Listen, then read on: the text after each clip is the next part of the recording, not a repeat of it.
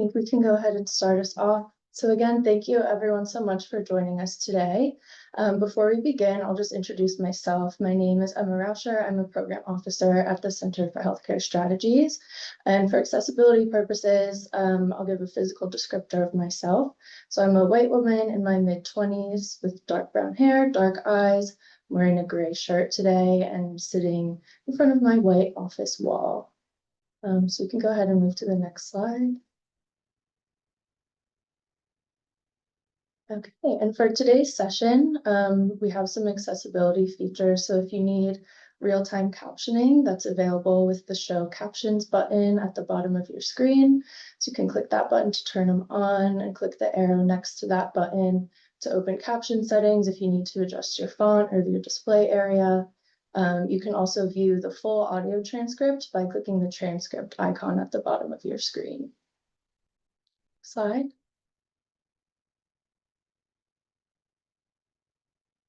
And throughout today's webinar, we encourage you all to ask questions. So any questions that you have for our speakers or panelists can be submitted using the Q&A button at the bottom of your screen. And through that, you have the option to submit your questions anonymously. We also will have an open chat today. So any questions or comments or thoughts or ideas that you have for your fellow webinar participants can be placed in that chat function. But just noting that any questions in there will not necessarily be monitored by our panelists. So if you have a question for the panelists, please make sure you're using the Q&A function and not the chat function. And if you're listening via phone today, feel free to email any questions to my colleague, Zakia Grant Knight. Her email is up on the screen. It's zgrant.knight with a K at chcs.org. And any technical support requests can be emailed to her as well. And then just to note that this webinar is being recorded today and will be sent out and posted afterwards. I just wanted to make a quick disclaimer that our intention for this learning series is to be a shared learning space. So with that being said, this is not a space for participants to try to market or sell any specific services or products. We just ask that you be respectful of that. Next slide, please. All right. And for today's agenda, we'll kick off with welcome and introductions and an overview of this virtual learning series and today's webinar topic. Then we'll have a presentation on Assisted Living 101, and then a presentation on California's assisted living financing landscape, followed by a panel discussion on key concerns and benefits of assisted living. And then we'll open it up for Q&A with you all at the end. Next slide, please.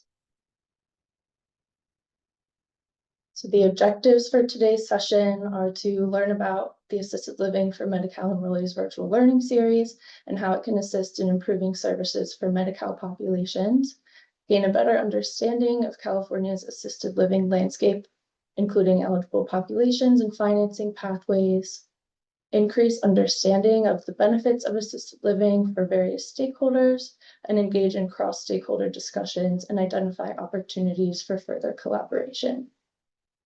Next slide, please. So I'll go ahead and introduce our team and speakers for today.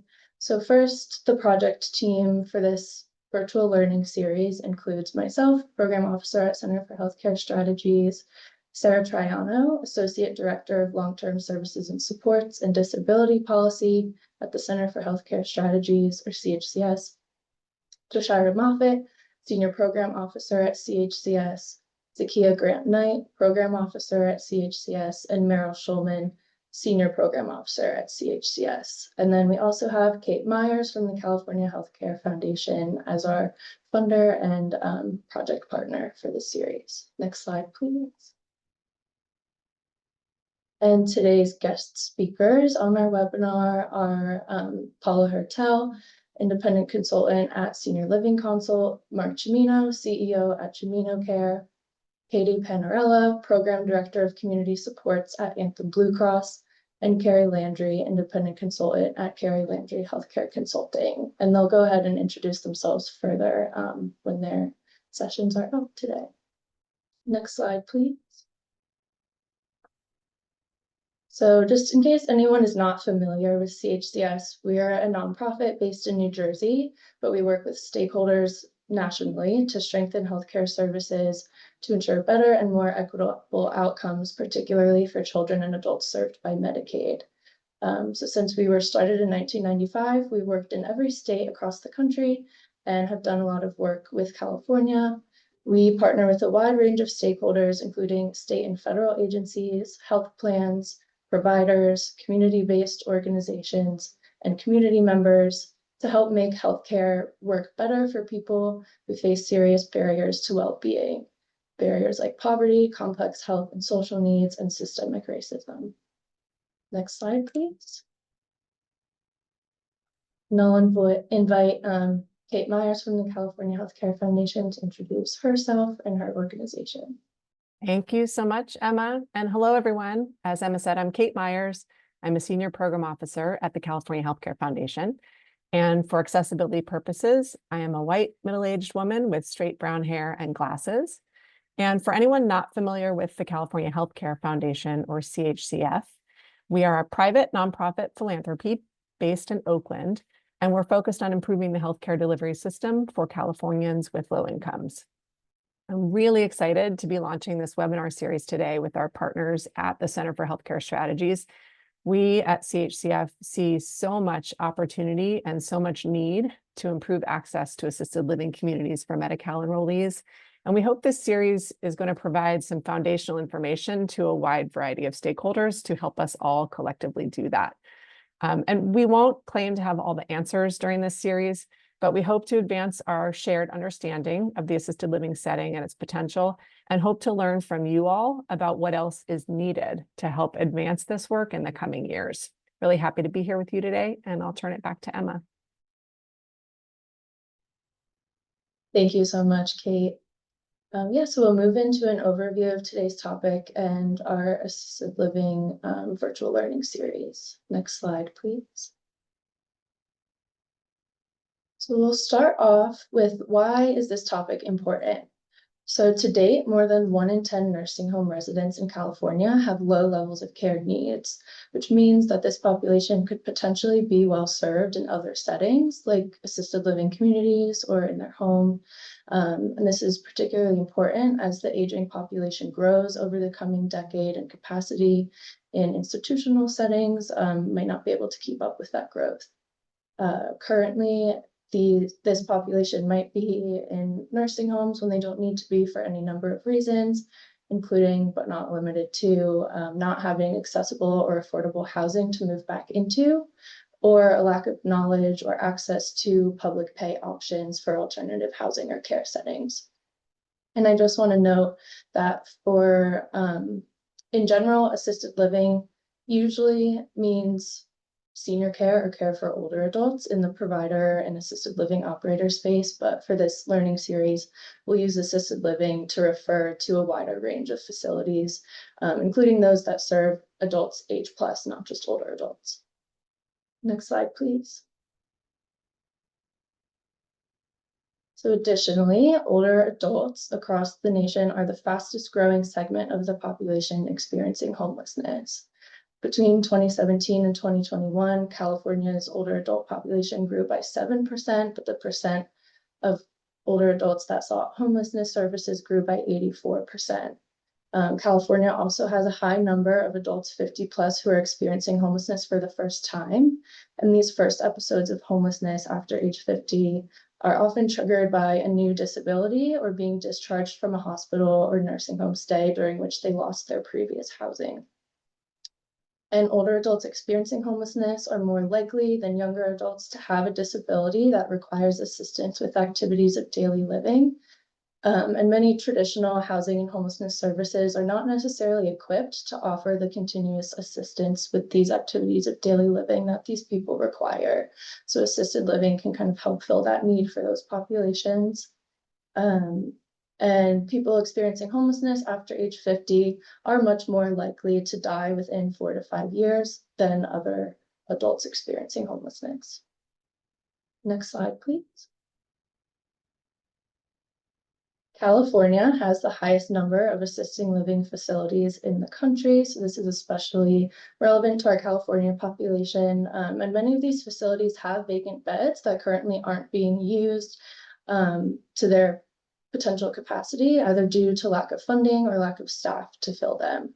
For example, a recent report found that Los Angeles County has 6,400 assisted living beds that are underutilized or vacant.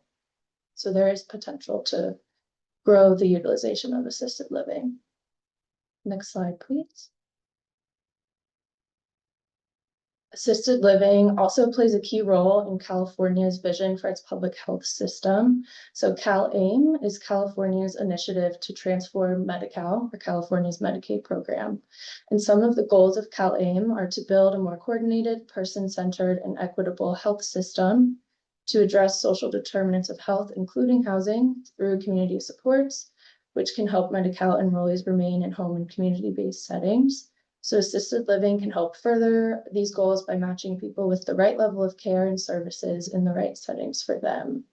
Also, Medi-Cal managed care plans are now responsible for providing institutional long-term care to their enrollees and may be responsible for providing even more home and community-based services in future phases of CalAIM.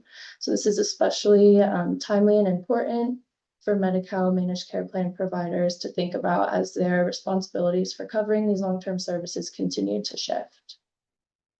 Next slide, please. And the overall goal of this learning series is to explore opportunities to strengthen cross-sector partnerships to improve the use of assisted living communities for people with functional needs. And we'll focus in on 3 key populations of people with functional needs, which are older adults and people with disabilities, people with behavioral health needs, and people experiencing homelessness. So we do have a wide range of stakeholders attending this series, including Medi-Cal payers, assisted living operators, healthcare providers, coordination agencies, health and social services agencies, among others. So we're really hoping that this series will foster cross-stakeholder conversations and relationships to serve as a basis for continuing this work in your own communities. And with that, I'll go ahead and turn it over to Paula Hertel to give us our Assisted Living 101. Thank you, Emma. I'm Paula Hertel, and for accessibility purposes, I'm a white female wearing glasses and brown hair, sitting with a grayish background. I have the pleasure of doing a brief presentation on Assisted Living 101 with you today in a short amount of time, so I'll do my best to give this overview, but we'll have opportunity at the end of this presentation for Q&A. And really, we want to start with the next slide that helps us look at, as we expand this continuum of care for long-term care services for the populations that we're talking about today, it really is this emerging idea of how do we include assisted living settings to serve this growing population in need. Today, we're going to talk primarily about residential care facilities for the elderly and adult residential facilities and how they are supporting this expansion of opportunity for older adults and people with disabilities in different settings. And later on in the presentation, we'll also talk a bit about payer sources and this emerging opportunities for populations that have not traditionally been served in the assisted living model. So with that next slide, I want to talk a little bit about today's assisted living residents and their need for help with supportive services. And we define these in 2 categories, really: activities of daily living and independent activities of daily living.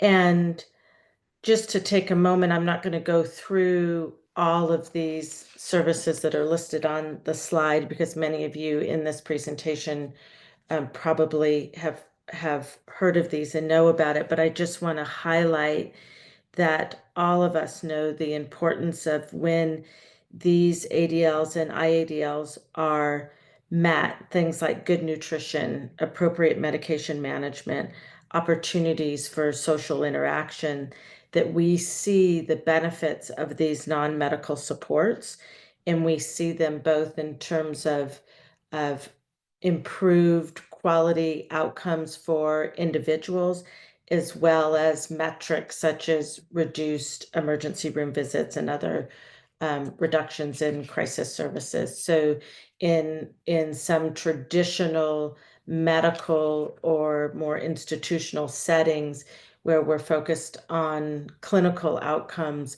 and measurements of those, we're going to talk a little bit today about how we feel that in looking in this continuum of care, that focusing on the unmet needs of ADL care and IDL care actually has some significant benefits for outcomes for individuals as well as systems. So next slide. In this continuum, which is not linear, we have starting at the most highest acuity of hospital stays to the lowest acuity of independent residents. Assisted living sort of falls in the middle. Residents that are living in assisted living, whether they be RCFEs or ARFs, may move from this continuum care into a short-term hospital stay back to assisted living, sometimes moving from hospital to skilled to assisted living. We're seeing an expansion of residents being able to stay in this lower level of care, assisted living, by accessing partnership healthcare with ancillary services such as ECM, home health, hospice, rehab therapies. So the shift of this long-term care continuum of how do we partner to encourage and allow choice for people to live in the least restrictive environment with access to clinical and more acute services when needed, but not as a permanent long-term solution. With that, I'm going to move to the next slide, please. Big picture, what is assisted living? And assisted living are licensed communities. For this presentation, we're talking about assisted living as residential care facilities for the elderly. We'll break out the definitions in a moment, in ARFs, but both are licensed by the Department of Social Services, community care licensing. And when these regulations were first developed, the intention was to develop this broad set of regulations that allows for the diversity of residents and a range of care needs, spanning from minimal support to really ongoing nursing support, which allows for residents seeking these kinds of services to have choice in terms of location, size, and level of acuity served either by this licensed facility staff or through ancillary services. And so to point out, simply put, assisted living provides this opportunity for people to live in their own home. So this RCFE or ARF becomes the resident's home. It's not a healthcare setting, and have support services wrapped around them by both the regulatory requirements of staff to provide those services and the coordination of care with ancillary services from home health, ECM, et cetera. So it's broad. It allows for supportive services. Some licensed communities offer ongoing clinical services or coordination of those clinical services to be delivered in the community. And I think for some organizations and professionals that haven't been part of the assisted living field are still sort of unclear of where it fits into this continuum of care that's been traditionally healthcare.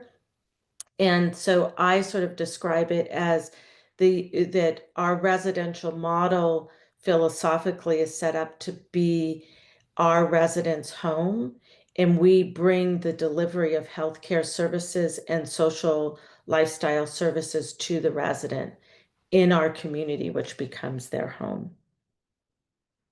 So next slide, please.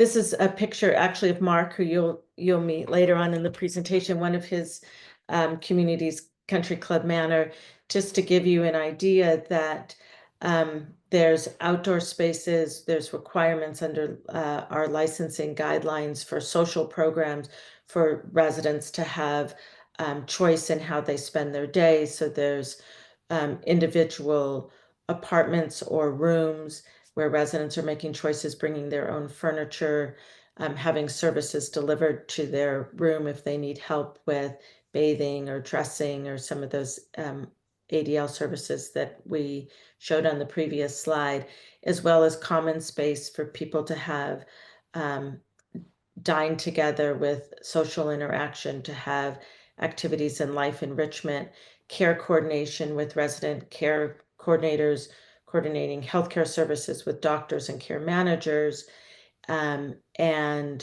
integration with families and the social support within the larger community. With that next slide. The two types of assisted living that we are really focusing on today are residential care facilities for the elderly, oftentimes called assisted living, senior living, memory care, which is really to provide support for people living with dementia or other cognitive challenges. And in the smaller communities are called board and cares. All of those are licensed under residential care facilities for the elderly, with a focus on serving people over 60 and above, support services for ADL care, a focus on life enrichment and quality of life, of building community and staying connected in the community, that residents know that they have coordination of care with their healthcare community as well, so that there really is this partnership of how to encourage people living in RCFEs to be as independent as possible and have what we call a person-centered approach to aging and the services that they request and need. Currently, there's a little over 7,000 licensed facilities in California. It's a mix of very small board and cares that could be as small as 6 people living in a residential home, to a continuing care retirement community that has 1,000 licensed beds of people living in more of a campus model. And so again, that variety for those people who are trying to figure out what is assisted living, what is the definition, is broad and can be sometimes frustrating for the consumer, our residents and the families that we serve. It is a beautiful model that allows people to really find a opportunity for them to live in a setting that feels right for them. A little over 200,000 beds. The RCFEs primarily have been a private pay market, and we're starting to see over the last 5 years, and Mark Chimino will talk more about this later, this emerging opportunity and desire to work within the managed care system to serve a larger population, to increase access, and for systems, both managed care systems, insurance systems that are so used to a healthcare model and a assisted living model that's used to private pay. How do we find shared terminology, shared purpose, so that we're increasing access? And so those of us who are participating in this presentation today are really excited about continuing the dialogue and moving to allow more fluidity in that continuum of care for Medi-Cal recipients. The second type that we're talking about today are adult residential facilities, which is similar to RCFEs for a different age group, age 18 to 59, providing similar services. Many ARFs in California have services that serve older adults that may have dual diagnosis, may have some challenging behavioral services that are required, more wraparound services to keep them in the least restrictive environment. And then there's specialized ARFs that serve people through the developmentally disabled systems so that there is a home-like environment for people, older adults and adults in need that don't need to be in a more institutional setting. These communities tend to be smaller. So you'll see there's 5,754 licensed facilities in California, but much less beds than the RCFEs, and that's because they tend to be smaller in scope. So with that next slide.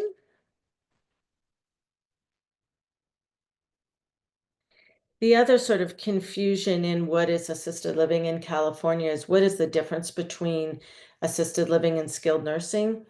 And over the years, that those lines have blurred. So there's areas of gray in terms of where a person can access the right level of care and acuity depending on their needs and preferences.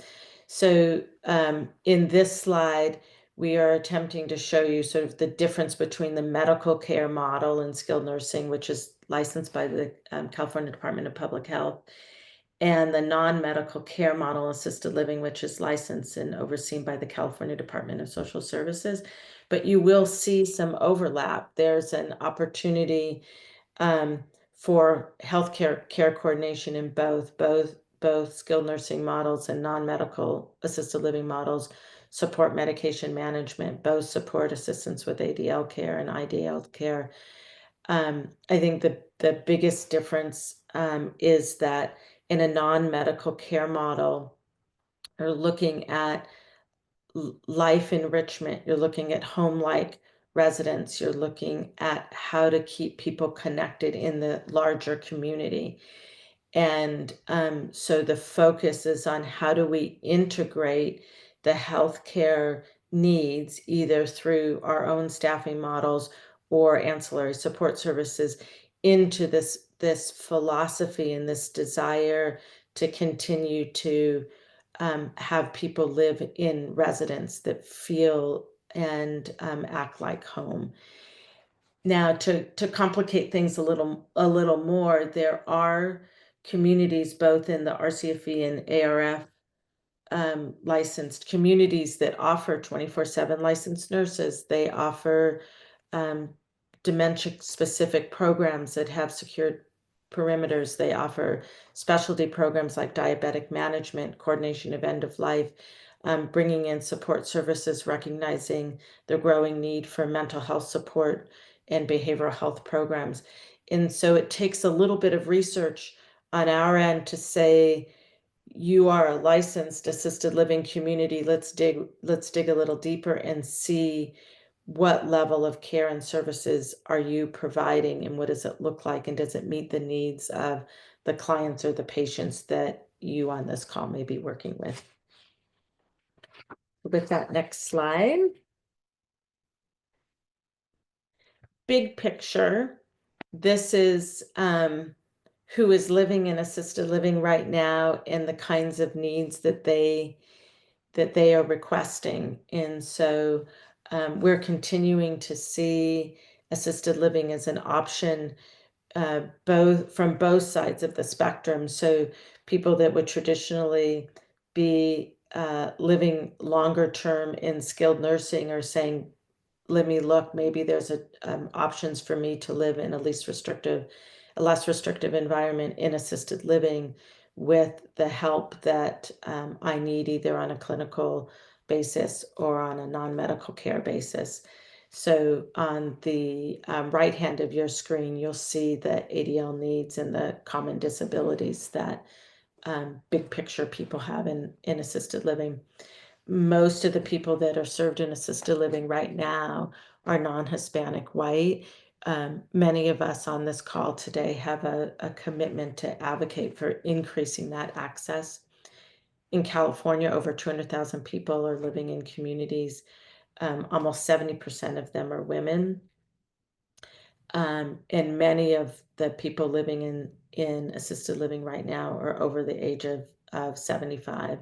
And a very small percent, less than 1%, are currently being served Medi-Cal recipients are currently being served in assisted living, primarily through the assisted living waiver program and some small utilization of the CalAIM program and PACE programs. And so our hope is that we continue to move the needle to increase that number throughout in utilization throughout California. The next slide.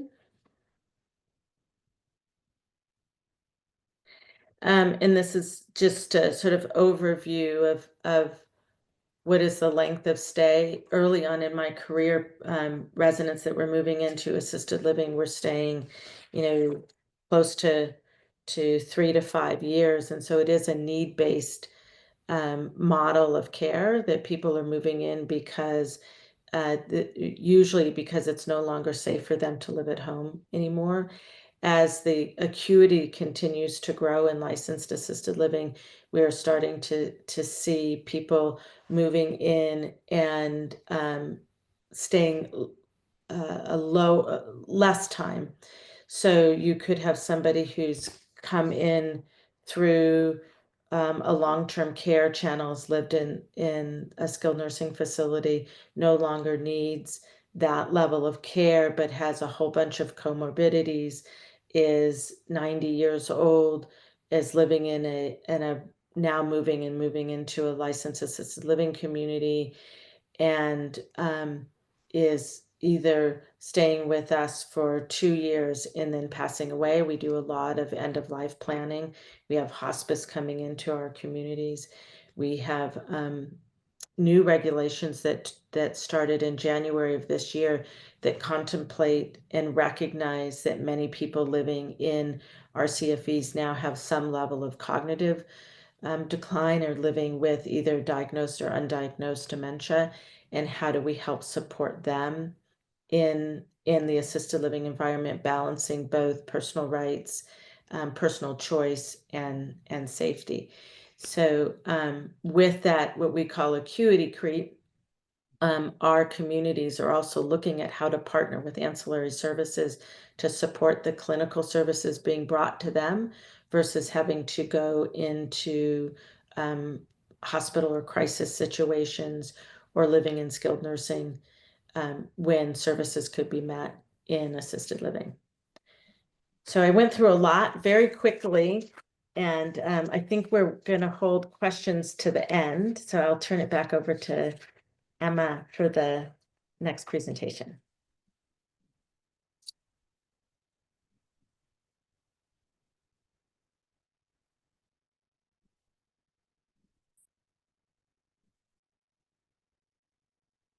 Actually, this is Sarah Triano, and I'm going to present, so I can just kind of take it from here if you'd like. So a quick description of myself for folks who are blind or visually impaired. I'm a white 50-year-old woman with shoulder-length, straight red hair that's going gray naturally and proudly, I might add. And I've got green eyes. I'm wearing a light green jacket and a flowered shirt, cheetah print and pink glasses, and I'm a proud disabled woman from Northern California. So over the past couple of months, we did a series of interviews with stakeholders. And one of the biggest concerns that we heard about assisted living was, how do you pay for it? So today I'm going to take you through a very quick overview of just a few of the financing pathways. But throughout the rest of the webinar series, we'll be covering other pathways. So be sure to join us. So next slide, please. So before we talk about hold on a sec, just want to make sure I'm on the right slide here. Yes. Okay, sorry about that. So before we talk about how to pay for it, let's align on what it is that we're actually paying for.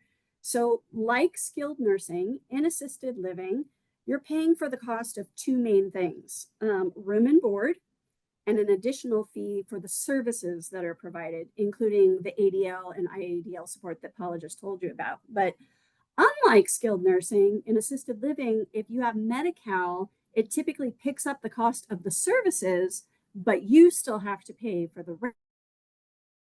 Living in your own home in the community, IHSS or some other entity might pay for the supports, but you would pay for the rent. And as I'll show you in a minute, though, there are some additional sources of support for the rental payment. So next slide, please.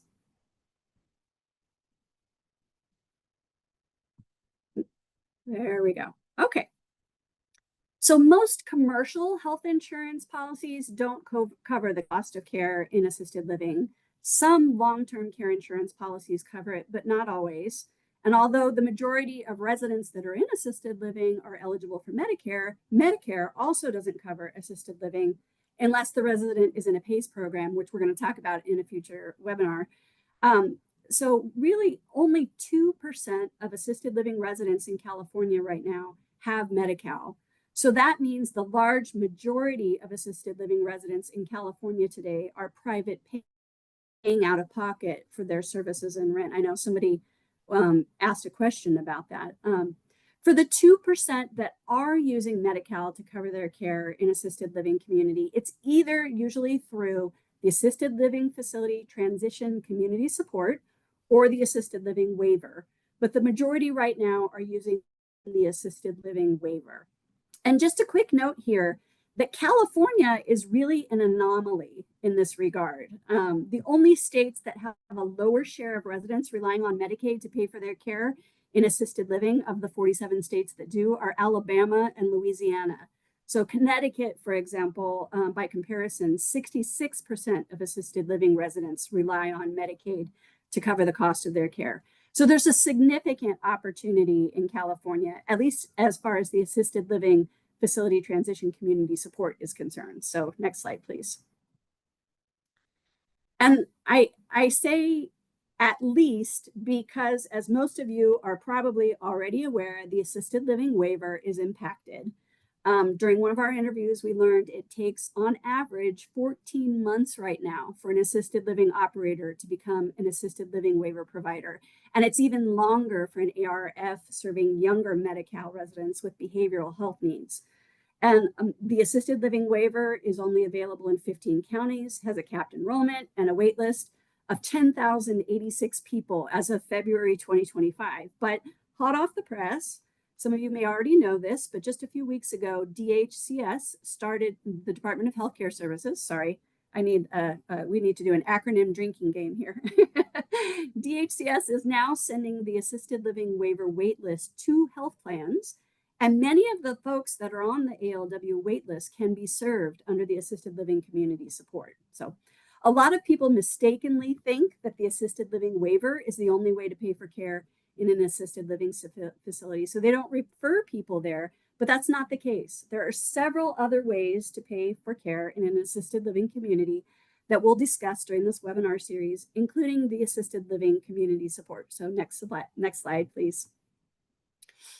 As of this July, the Assisted Living Facility Transitions Community Support, formerly known as the Nursing Facility Transition Diversion to Assisted Living Community Support, it's much easier now. As of July of this year, it'll be available in 72% of California counties. So unlike the assisted living waiver, which is mandatory, Medi-Cal health plans may but don't have to offer this community support. And it includes two main components. One is they can pay for time-limited transition services and expenses, transition to an assisted living facility. And then the second piece is ongoing assisted living services that can be received indefinitely. So different health plans structure administration of this community support in different ways. One of the more creative ways you'll learn about in the next webinar in this series, but it's a highly underutilized community support. Only 588 people used it during Q3 of 2024 compared to 83.8 thousand people who used the medically tailored meals community support during the same period. So an important thing to note is that an assisted living facility does not have to be an ALW assisted living waiver approved provider to participate in the assisted living community support, unless a health plan has a specific requirement that their member be placed in an assisted living community that is also an ALW approved provider, but otherwise it's not required. Next slide, please. In addition to these two Medi-Cal sources of payment for services in assisted living, there's a whole range of other services we learned about during our interviews, some of which we'll describe more in depth throughout the course of this webinar series, including, there's some on the slide here that includes several county sources, PACE, programs for all-inclusive care for the elderly, and others. But next slide, please. There's also some funding sources in addition to someone's Social Security income, supplemental security income, that can help cover the cost of rent, like housing vouchers. But each of them have their own kind of unique requirements. Like housing vouchers, they typically only cover the cost of the rent and not other things that are included in room and board, like meals. So again, we're going to be going over more of these alternative sources of funding in future webinars and discussing creative things different counties are doing, like Kern County, where Kern Health Systems is working with members to increase their Social Security allowance so it actually covers the cost of rent in a facility. So this is just kind of a preview for you. I am, though, going to quickly describe one of them that can cover some supportive services and rent to introduce you to one of the many other sources of potential funding through county behavioral health agencies that's currently being braided with CalAIM community supports. And that's the Behavioral Health Bridge Housing Funding from DHCS that's administered by county behavioral health agencies. Next slide, please. Almost every county is receiving behavioral health bridge housing funding except for Plumas. And even though the housing deposit and transitional rent community supports can't be used to cover room and board in assisted living settings, according to the most recent guidance, assisted living is one of the allowable settings under behavioral health bridge housing. The program provides temporary housing and supportive services to individuals experiencing homelessness who also have a serious mental health or substance use disability. And for the assisted living operators on the webinar today, one way this funding can actually be used by counties is to help assisted living facilities bridge the gap between the amount of a resident's SSI and other income and the actual cost of care for someone with a serious behavioral health disability. It's called a board and care patch.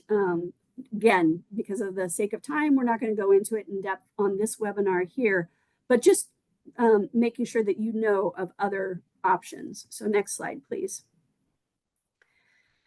The last two slides that I have for you here really provide an example of an assisted living funding cheat sheet that the Center for Healthcare Strategies is in the process of building out that really tries to compare all the different potential funding sources for services and rent in an assisted living facility. The cheat sheet, along with a journey map, will grow as we continue the webinar series. So we hope you'll stick with us till the end of the series. Next slide is just the second sheet of the cheat sheet. So we can go to the next slide, because I want to get to probably what most of you are here for is some time with some experts so they can provide some insights and answer questions that you have. And we've provided a lot of information at you, and I'm sure you have a lot of questions. So the experts that we have today with us are Mark Cimino, the CEO of Cimino Care, an assisted living operator in California, and according to many, many people, an expert in braiding and leveraging public payment sources for assisted living. We also have Katie Panarella, who's the program director of community supports for Anthem Blue Cross, which is leading the pack in the use of assisted living community supports, accounting for over 31% of total usage in the third quarter of 2024 for the assisted living community support. And Carrie Landry with Carrie Landry Healthcare Consulting, a former assistant deputy of managed care at DHCS and the co-author with Ed Ortiz of the California Healthcare Foundation publication on behavioral health treatment beds and housing.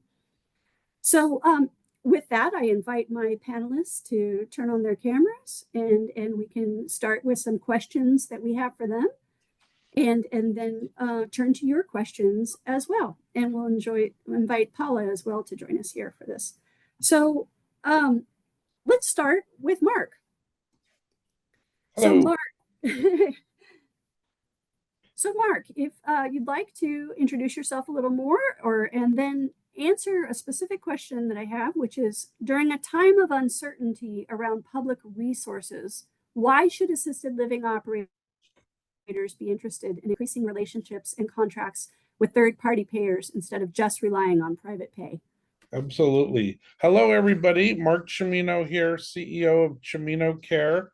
And for accessibility purposes, I'm a white male with goatee and glasses in my office with my kindergarten painting back here that I've kept all these years. So nice to see you all and be with you. So we have been successful at Cimino Care in utilizing all the different payer sources that have been pretty much mentioned so far, or the main three, which is assisted living waiver, which we've started with back in 2009 when it was like getting ready for the second 5-year period. We've also been a PACE vendor that was on one of the earlier slide. We've been helping the Medi-Cal population access assisted living through the PACE program, several of them. And then, of course, more recently with the managed care. So we've also in a couple of our buildings and with some of our consulting clients have utilized some of the other sources like county behavioral health contracting and whatnot. So really have embraced this space and this as sort of a mission of ours to help further the work for the Medi-Cal population accessing assisted living. I would say there's three main reasons why assisted living operators. I'll say right up front, it's more complicated than private pay, no question, because you're contracting and then there's requirements that you have to, be mindful of. But this is a large cohort coming now along and having access to assisted living. So it's almost like you can't really ignore this trend that's coming, and that I think every operator should at least be aware and understand what these programs are, and then also utilize it, because many people who are private pay we're seeing more and more frequency of running out of financial resources. And so having a knowledge of these programs will help once the private pays. In the nursing home, we used to say spend down, right? So now assisted living is seeing the spend down phenomenon because of the cost of private pay assisted living. The other reason I think it's important is, or a consideration for assisted living operators, is that it helps to sort of diversify your payer sources. We noticed, for example, during a economic downturn, and or say during the pandemic, our population stayed more steady because we were involved with these programs. Whereas in the private pay, sticking with just the private pay market, you'll find more fluctuations. And lastly, I think it's a great tool to help buildings achieve a more sustainability, particularly the middle market and older assets out there that have a larger amount of vacancies. These programs, we've seen many instances where accessing these programs have made a building that was not viable become viable. And so even for buildings that are traditionally higher end and private pay only, that have been in markets that have been, say, oversaturated with competition, so they have a large amount of vacancies. These programs have helped those buildings achieve better success and viability as well. All right, thank you, Mark. Would any of our other panelists like to jump in and respond to that question?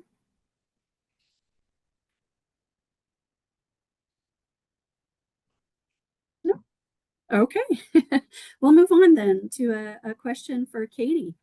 Katie, so we've heard a few concerns from managed care plans regarding implementation of the assisted living community support, including things like high upfront costs, lack of relationships with assisted living facilities and other care referral partners, and a lack of guidance on how to design and operationalize the community support. What advice do you have for managed care plans who are hesitant to implement the community support for any of these or other reasons? Sure. Hi, good morning, everyone. Thanks for having me. For accessibility purposes, I am a white female in her late 40s with dark brown graying hair as well, with black rimmed glasses and a light blue Anthem branded background. So thanks so much for having me today. Yeah, I think, and I didn't respond to Mark's question because I think we're going to talk about it here, actually. I think the great news is that DHCS just released new guidance, and that is, I think, going to be hopefully really helpful to a lot of the MCPs that may be hesitant to come to the table. I think they've done a great job answering a lot of the questions that some of the MCPs had, including for Anthem 2, where we may have needed clarity. I think another way that I think MCPs can come to the table is connect with other MCPs. I mean, we have, Anthem is in 16 counties. And we have even found, reaching out to not only our fellow MCPs and managed care plans within the county that we work with, we've been standing up CalAIM with, but even reaching into other counties where maybe we hear there's another MCP also doing something innovative and different and or similar, where we can maybe even strengthen the model that we've already developed. So I think, also having a safe space with other MCPs to even throw out ideas where you can think innovatively and be able to do that together. So there's definitely a few spaces where, and informal spaces. I think the past CPI has been a great resource for that. So where that DHCS leads on a regional level and brings the MCPs together to have some of those informal conversations. I think the second thing is connect with the providers. So if you think that you might be, interested in contracting with an MCP and they may not be interested, I would encourage a provider to reach out. I also encourage those MCPs to reach out to the community, and maybe even if they're not standing up or committed to standing up, I have to get used to the new naming conventions, the assisted living transition services or community and home transition services, CS.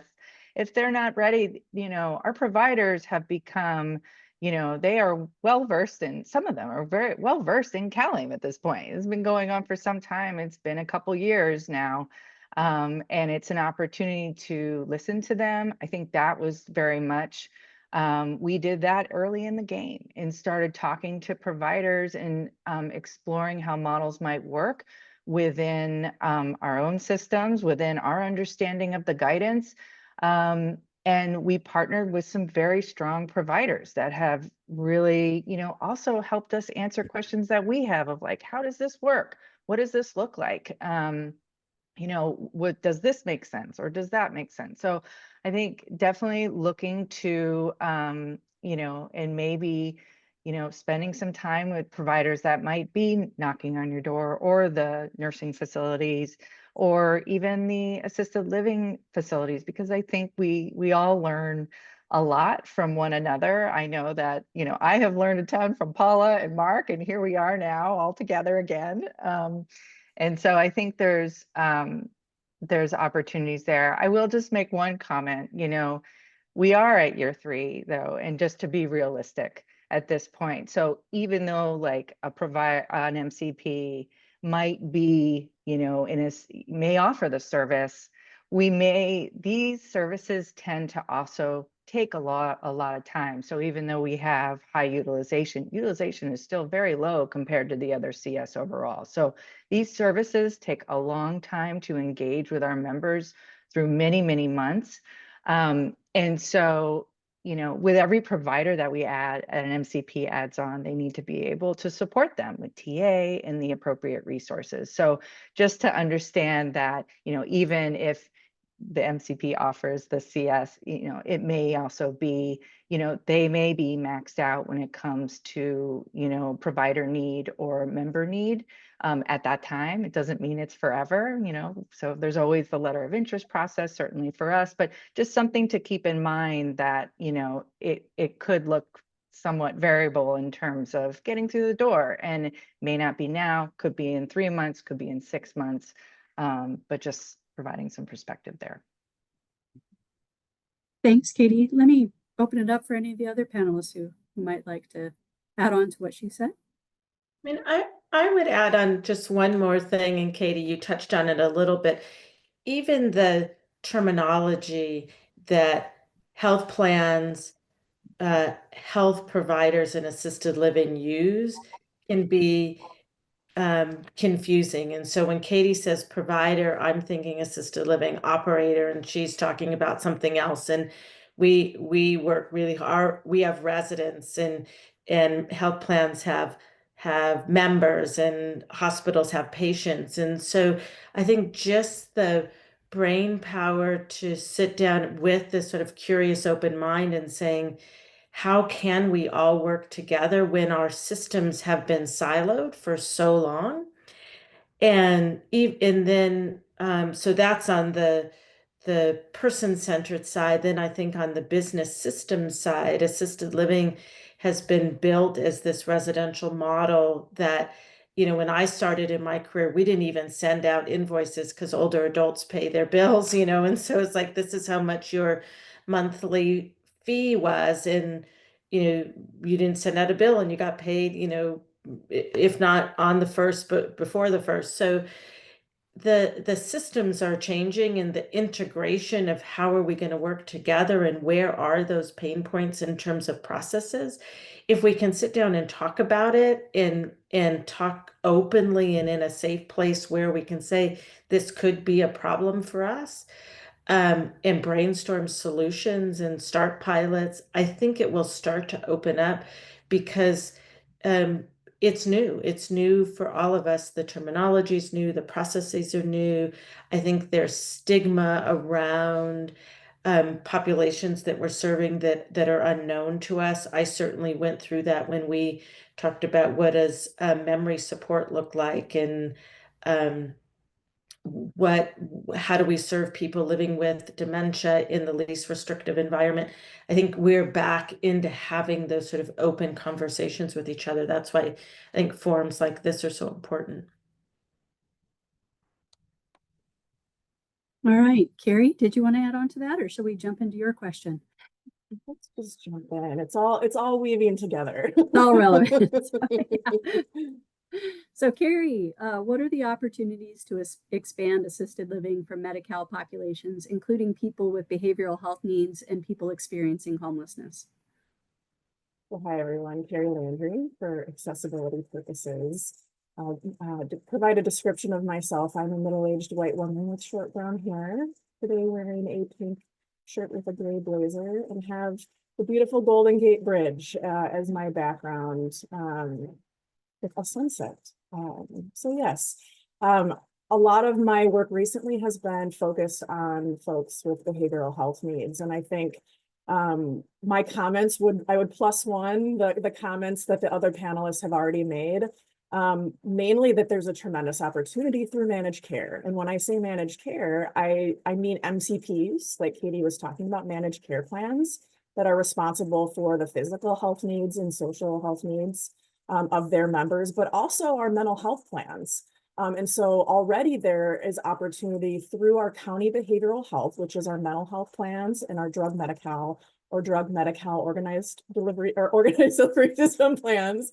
I'm spelling out my acronyms, guys. But these are the payers, depending on what the level of someone's needs are, whether they are more on the serious mental illness side or they're more on a mild to moderate side. A different health plan is responsible. And so I do think that in this space, it's a little bit, it's a +1 of what Paula said. It's a match. What's the best match for this person? And who is the right payer to help orchestrate that match to the operator or the provider for all the services that they may need. And that's hard, right? That means we all have to be coordinating and like dipping our head outside of the lane that we work in and that we're responsible for to see how we can coordinate with the people in the other lane. But I do see that there's resources available and out there. Some of them are time limited, but most often I'm seeing that the missed opportunity is that we don't know what we don't know, and so we say, oh shoot, we have a person, they have complex needs, but there's a wait list for assisted living waiver, right? And I don't even know what health plan I should be calling because that person is enrolled with a health plan. To really try to connect those dots. And so thrilled that we're having this conversation today to put up the universe so that more people know more of the universe. But really, one of the major challenges is going to be, how do we connect those dots? How do we, figure out, who will help connect the dots? And then also like what dots need to be connected. I think for people with behavioral health needs, this assisted living is a very underutilized, underlooked at resource to help move flow on the continuum of where people receive treatment and housing. And we end up with people getting stuck in places that, they might be in custodial care and skilled nursing because we just haven't figured out how to make that right match to have all of the services and things that they may need in a community-based setting. And there's a whole host of reasons, even Mark touched on, of private pay and how all the stars need to align. But I do think the resources are there, and having more understanding of what those are and improving how we can coordinate across the folks that can match the resources to the people is going to really help improve that flow and get people to that rightly matched housing unit for them that still meets their needs. Well, +1 to everybody. I'd like to add a little bit of historical context to this too, so we can better understand sort of where the new challenge is. I failed to mention I'm in my late 50s, and I did start in this industry when I was 6 years old, as a family business. But for many years, the ARF population, 18 to 69, served predominantly two cohorts, right? In the ARF, you have the regional centers, developmentally disabled, the DD population historically, and then a mental health population. And they were separate constructs within ARF. And interestingly enough, those of us who have been in senior care, RCFE, age 60 and above, used to almost never have crossover or people age into. But in more recent years, we're having ARF population age and move into RCFE. So we have to recognize that what we're grappling with is this growing population that had specific care needs, mental health or DD, are now morphing and transferring into what is historically senior care assisted living. So the definition of senior care assisted living has to now expand to include work in, say, mental health. And so the lines are blurring. There used to be a clear line, and now it's sort of all together and blurring. And so we as operators have to equip ourselves with more skill sets that were not traditionally part of RCFE, such as mental health capabilities. And we do that by partnering with other agencies that have that expertise, or we train our staff in that expertise. Excellent, thank you. Would anyone else like to join in on this question? Any of the other panelists? Hi, this is Terry. I'll just chime in a little bit to connect the dots to something Katie had mentioned earlier about technical assistance.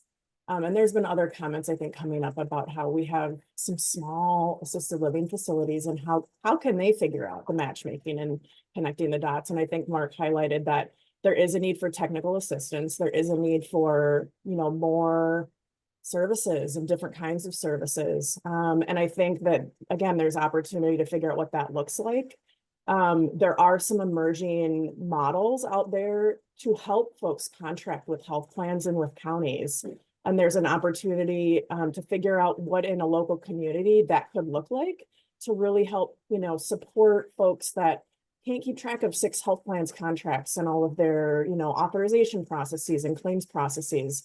And so I'll direct people. There's some great resources out there about community care hubs as really like a model specific to our Medi-Cal environment, where you have those folks that are providing that technical assistance and bringing the different service providers together, so that everyone doesn't have to figure it out on their own, right? And it is an administrative model with, administrative costs and fees. But I do think that through managed care, there's opportunity to cover those costs and recognize that this is the part of the ecosystem. We've seen managed care plans put into their reimbursement rate and structure an administrative fee for a lot of that work on behalf of the service providers that they're coordinating. I think that there is an opportunity to meet the needs. Like Katie said, there is also a need for plans to be able to compare notes and figure out how to innovate in that safe space. But it's possible. It's possible. I just want to connect the dots on like technical assistance with some of the things that we're seeing in the field that we can all, together hopefully innovate on as we move forward. Yes, thank you for especially mentioning the community care hubs. We're going to get more into that as the series goes along. We've got a profile on our next webinar that will specifically start talking about that. But let me just ask one last question for you, Carrie, before we turn it to, I know we've got a bunch of questions in the Q&A here that we can take. So Carrie, just one last question is, why should county supervisors, boards, and other people on county commissions and oversight bodies care about the potential use of assisted living to support people with behavioral health or other types of disabilities too? Well, if you've been in California for any length of time, you know that behavioral health is a priority for our state. And there is a tremendous commitment to increasing the resources available to help address housing needs, especially for our residents with behavioral health needs. So as electeds, I think it's just really critical to understand where the funding is going, where it's targeted, and where this type of housing can actually help improve the continuum for where people are receiving treatment and housing. We definitely have a flow issue. People are stuck in the wrong levels, or they're getting mismatched and having to transition, which is incredibly traumatic. And so I do think that understanding, again, the universe and the whole continuum of what are the different options available and where there's opportunities with a lot of the programming that's coming out and resources available to not only increase the physical units, the physical places, but also to increase utilization of all of those wraparound services and to really be optimizing every available bed and unit that we have for people with those needs. So yeah, I mean, it's just really important to understand the flow and how assisted living can be a very important solution to helping improve the flow for people with behavioral health needs and that need housing. All right. If none of the panelists want to jump in on that one, then we can turn it over to the questions. I'm going to turn it over to my colleague Zakia, who can help us facilitate the questions in the question and answer in the Q&A box here. Thanks, Sarah. I'll just start with a brief description of myself. For for accessibility purposes, I'm Zakia Grant Knight. I'm a 36-year-old Black female. I have dark brown curly hair, brown eyes. I'm wearing clear glasses and a blue and white striped shirt. And then I will just jump in with the questions. We got a number of questions. And as shared in the chat that, we will be taking these questions to provide answers for you. So if in case your question does not get answered right now, we will work to kind of get you an answer for that. Noting a number of questions about like finances and specifically reimbursement rates and things like that. And so we will be having future sessions kind of diving a little bit of like what's that best match in terms of reimbursement rate and things like that. But just wanted to see if anyone had any recommendations, especially for some of the smaller facilities, on what to do about those costs and reimbursements in order to make it the most cost effective maybe facility or placement for someone. Well, I could start with that. Obviously the ALW are set rates. When are vendorized by the PACE program, so if there's a PACE program in your area and you want to reach out to them about doing this, they will be more willing to negotiate rates. And you keep in mind they may have negotiated rates with other providers as well. So there is a little bit of negotiating there, but usually their rates will be at or better than ALW program rates. And then with the health plans, if you're using an intermediary wraparound, you'll be negotiating with that organization, or if you're directly contracted with a health plan, you basically a lot of the health plans have been looking at your standard rates, and so there's a lot of discussion about the future of the direction of will health plans just pay our standard rates, or will there be negotiation brought into this? I think it's still too early to determine where that's going to go. But basically, you reach out to the plans and negotiate based on what what your rates are. And I'll just say, sort of big picture, part of the challenge with the assisted living waiver program is that if you have a community in the Bay Area, it's the same tiered rate as if you're in Central Valley, and certainly cost of real estate, cost of labor, cost of everything is more expensive. And so the appreciation of people like Katie and the hubs that she works with and other systems that we're starting to talk to is not only is the demographics of the location, but the broad array of services that I talked about quickly earlier there's also costs associated with that. So the negotiation of a community that may have nurses on staff may be a different negotiation price point for a plan, because the services that are provided may have more healthcare or clinical applications to it. So services, amenities, location all play a part in those conversations. And every assisted living community has a different assessment process. And so in the ALW program, they have their own assessment process, and how do you square it with how you're developing delivery of care and services. I think there's a openness, maybe a craziness, Katie, behind the scenes of why we don't have a standardized assessment plan, but there's an understanding that when you're working with assisted living providers, operators, that that there has to be a dialogue about how we're going to deliver care, what is needed, what will increase quality outcomes for that person, what will increase quality outcomes for the plan, and then how do we negotiate. And I think that's still work in progress, because it's an art, not a science. Thanks, Mark, and thanks, Paul. I think that's a little sneak peek about what we're going to be talking about in webinar 2 as well, around assessments and what does that process look like. Sorry, Katie. Yeah, I just want to add here, I can't speak much to rates, but I can say that the rates are set by the state. And a key piece of CalAIM I think as everyone knows on this webinar is for Calian to be a success, we need to look at braiding funding. And so we can't just be reliant on, CalAIM and the community supports rates for you to be able to develop a successful program, I think, for assisted living transition services, nursing facility transition services, community and home transition services. I think it's really important to consider how you may develop a program that layers, several different funding sources, braiding different streams of funding to support your program. I think that's critical.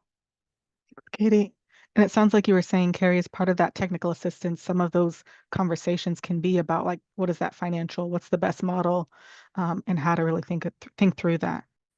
Yeah, they're still in development. We looked at the numbers. There's not, high utilization of the community support service. And I think that there's quite a few plans that are trying to figure out what the model should be. The state has published non-binding guidance. They've said, like, here's some ideas, and basically said, follow the assisted living waiver. That's probably a best practice.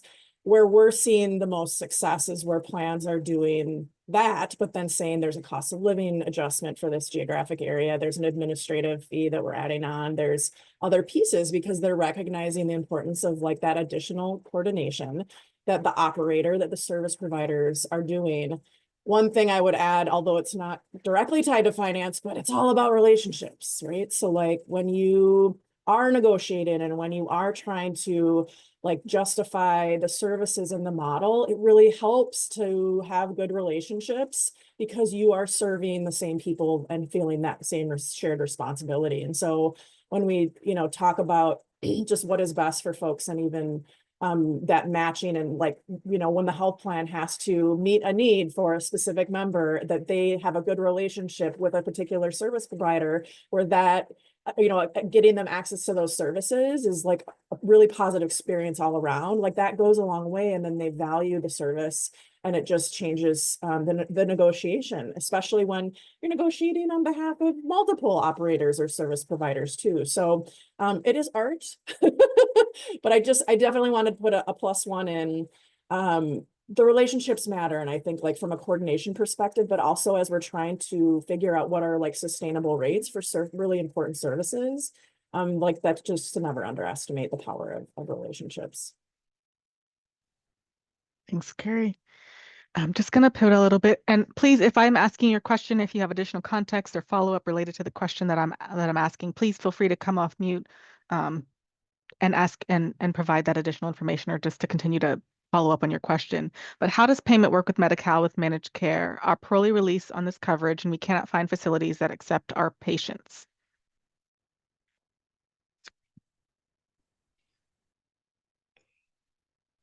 Well, this is Mark. Can I speak to cannot find our placement for our patients? I noticed a couple questions in the question area about how the managed care plans can find assisted living. I think this is the biggest challenge we have. I think the biggest challenge is we on this call, or participants, we as this community need to figure out how to connect the managed care plans with the assisted living operators in a more direct way, because right now it's ad hoc. It's I might contract with one agency, and the contracting people in that managed care plan are excited that we signed a contract with them, but then they're not the social workers who might be trying to help with the placements are not part of that conversation. And so there's a disconnect, and we're trying to figure out, I don't know if that means there should be a portal or a communication vehicle that needs to be created. And the other challenge is, and we alluded to it, is that unlike skilled nursing, in skilled nursing, there's a very federally and even state to state, the construct of what a nursing home is and does varies a little bit, but pretty much highly regulated structure.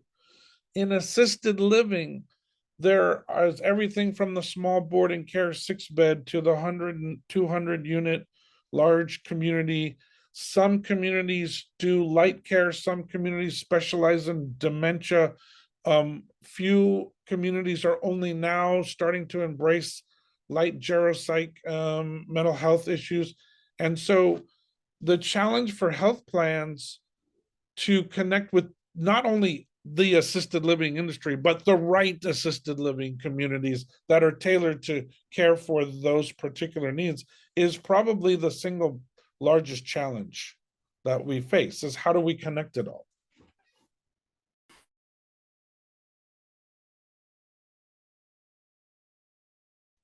Thank you, Mark.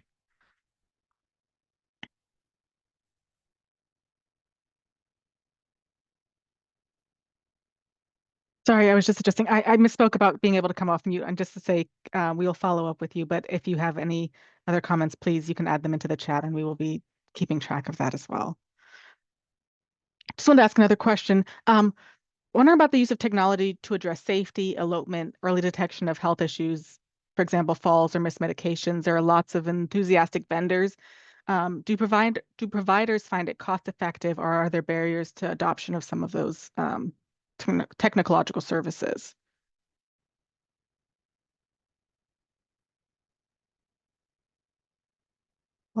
Here we go. Paula, you want to take that one? I can start it and then you can. I'll you try. can- It is interesting. Assisted living as a whole has been criticized for being late adopters to technology. And I think part of what COVID taught us is that we have to figure out a way to embrace technology.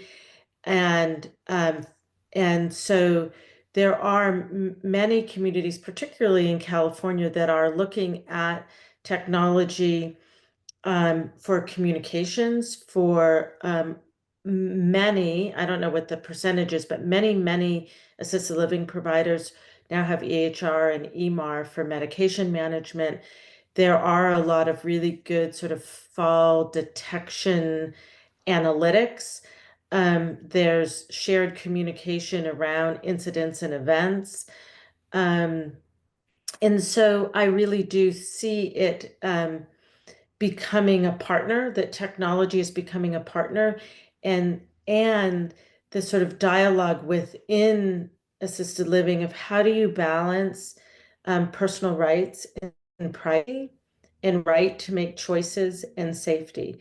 And so that's something that from the beginning of the development of assisted living that really came out of consumers' desire to have a less institutional model. How do you continue to allow those choices and resident participation and offer these sort of safety pieces around technology? And so I've seen some great outcomes and some unintended consequences, and we continue to talk about it. Mark and I are both board members of the California Assisted Living Association, and it is a big part of our discussions around making sure that we are being responsible in terms of how we utilize technology to support not only our residents, but family members in terms of communication and our team members. I would just add that in our regulatory structure, in our regulations, there's a segment where it says, we often say we're going to utilize this technology, that technology. Licensing wants to make sure that we're not using it as a substitute for direct care. And so I think what you'll find in our industry is technology is enhancing around the periphery, but it's not replacing the fundamentals of direct care. I would even say that some of the newer, more expensive technologies, like having robots, for example, you'll probably find those being just now experimented with in the higher end communities, whereas the Medi-Cal population is the communities that are embracing the Medi-Cal population are maybe the older assets and much more budget conscious, and so are not going to be the first to embrace like expensive new technology. Right. I'll just add sort of a human element comment to this as well, is that we as operators can have this focus of we want positive outcomes, we want safe communities. And there are times where residents living in assisted living, whether it's residential care facilities for the elderly or adult residential, that want to make different choices, and they may not be choices that we agree with. And so part of the discussion is this integration of having the resident be at the center of the conversation and bringing in information that technology can help us with, bringing in healthcare providers and clinicians to say, here's where our challenges are. And as we continue to get more information and more data points, it also increases that conversation and that balance of risk and personal choice. And so those conversations have to happen. And from a provider perspective, there's risk involved in that.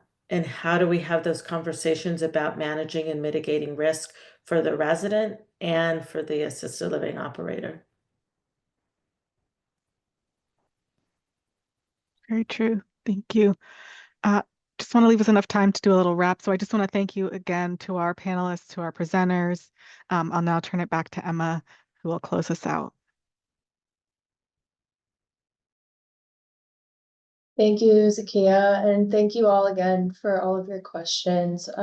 If there's questions that we didn't get to today, we've been keeping track of them, so we'll try our best to address all of your questions in future sessions. And feel free to reach out to us also if you'd like to just email us about your question or talk with us one-on-one. Our emails will be on the next slide. But yeah, just as a preview for the rest of the webinars in this series, we'll kind of set it up as walking through the journey that a person takes to enter into an assisted living community. So our next webinar on June 17th at 9 a.m. Pacific time will be focused on effective strategies for assessing who's an ideal assisted living resident. And then in July, we'll focus on referrals and transitions and that placement process. In August, we'll focus on actually providing and delivering services within assisted living communities and making sure that residents' needs are all met and paid for. And then in September, we'll cover a little bit of what the transition out of assisted living might look like for those people that is applicable to. And then also just continue some brainstorming around what's next for stakeholders across the state in this work. And we'll identify potential roles that all different stakeholders can play during each major decision point throughout this journey.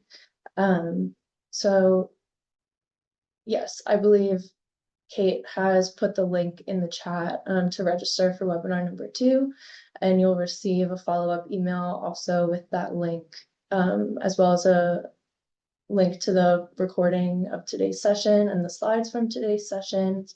And we encourage you all to please invite your colleagues or share with your networks to the rest of our webinars as appropriate. And yeah, our emails are on the screen here. So again, feel free to reach out with any questions in follow-up to this webinar or in preparation for future webinars. So thank you all so much again, and we hope to see you on June 17th.